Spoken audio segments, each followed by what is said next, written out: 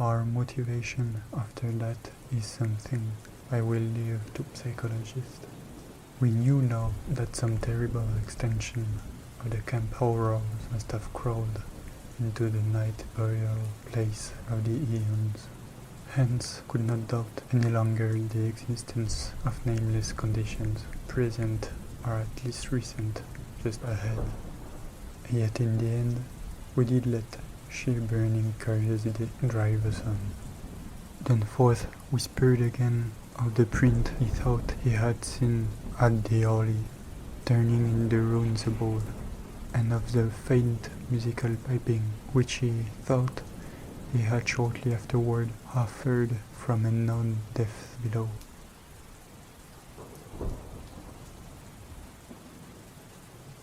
I, in my turn, whispered of how the camp was left, of what had disappeared, and of how the madness of a lone survivor might have conceived the inconceivable.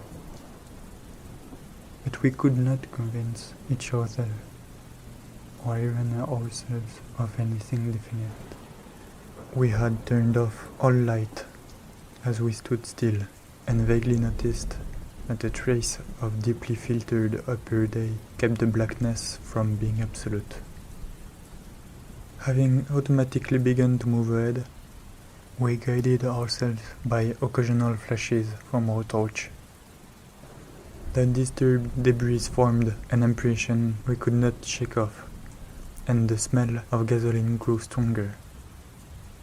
More and more ruin met our eyes and hampered our feet, until very soon we saw that the forward way was about to cease.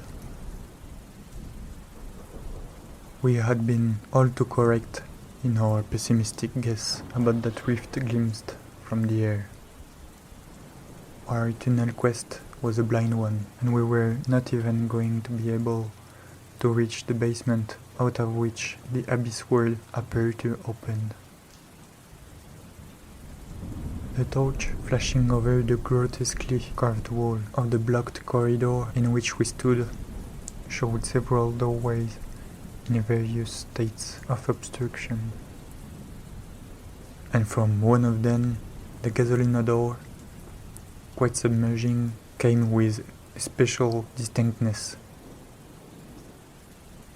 As we looked more steadily, we saw that beyond a doubt there had been a slight and recent clearing away of debris from that particular opening.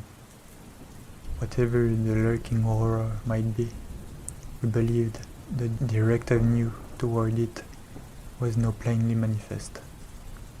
I do not think anyone will wonder that we waited an appreciable time before making any further motion. And yet, when we did venture inside that black arch, our first impression was one of anticlimax.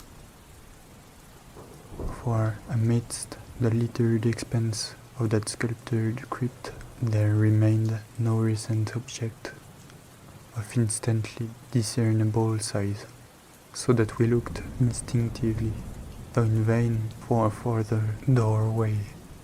In another moment, however, Danforth's sharp vision had described a place where the floor debris had been disturbed, and we turned on both torches full strength.